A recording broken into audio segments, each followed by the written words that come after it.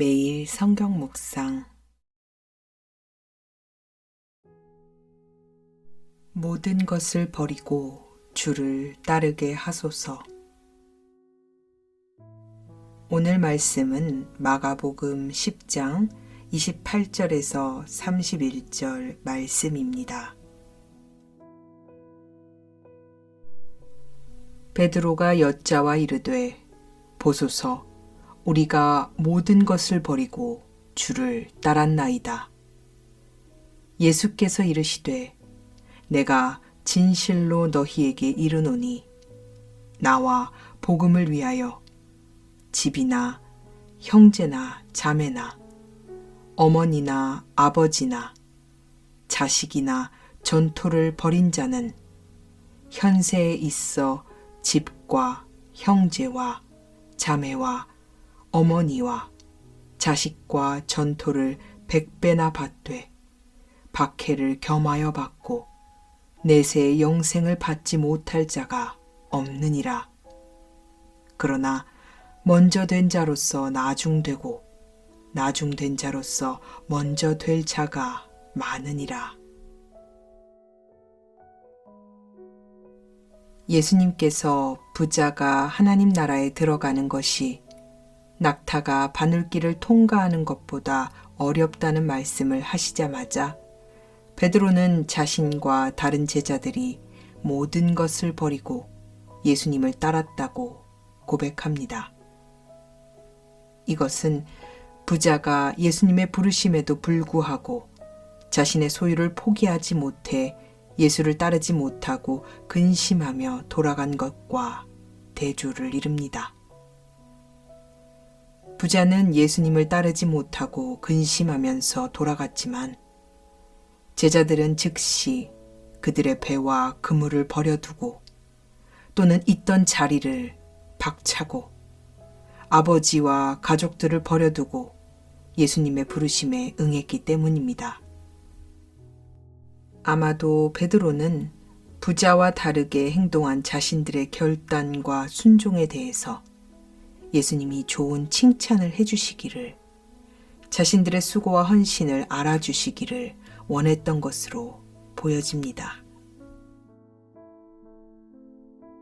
베드로의 이 같은 고백에 예수님께서는 제자들과 같이 결단하고 순종한 사람들이 받을 하나님 나라의 보상에 대해서 말씀해 주십니다.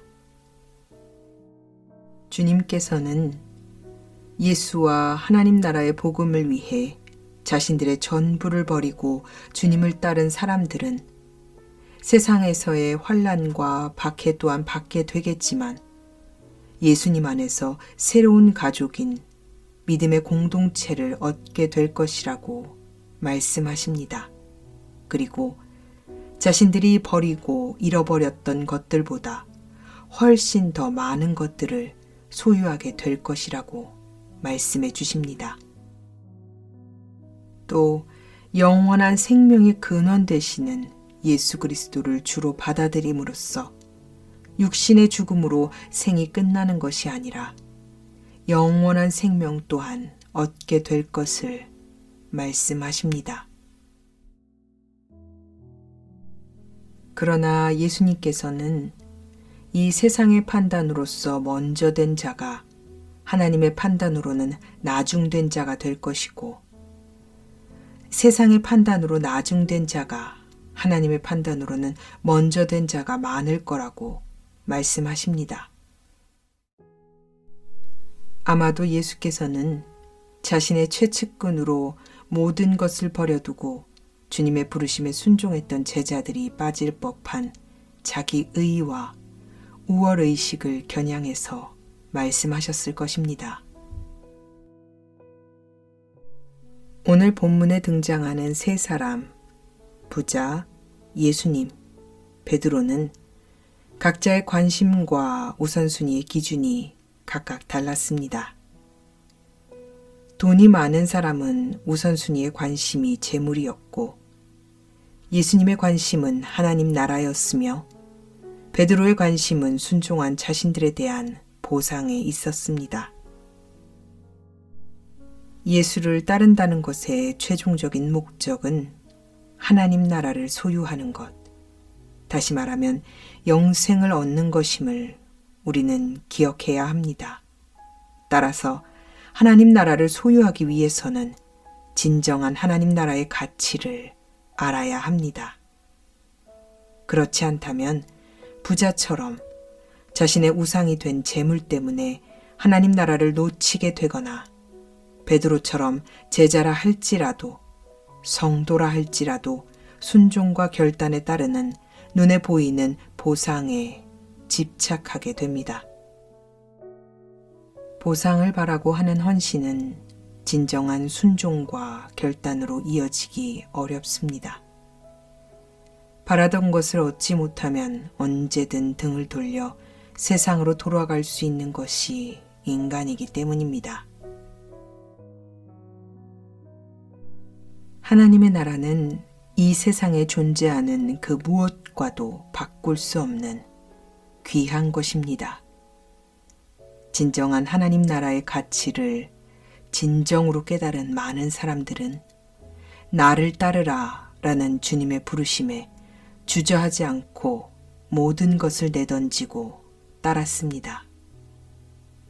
하나님 나라는 나의 모든 것, 설사 그것이 내 생명이라 하더라도 주저하지 않고 내어줄 만한 것이기 때문입니다.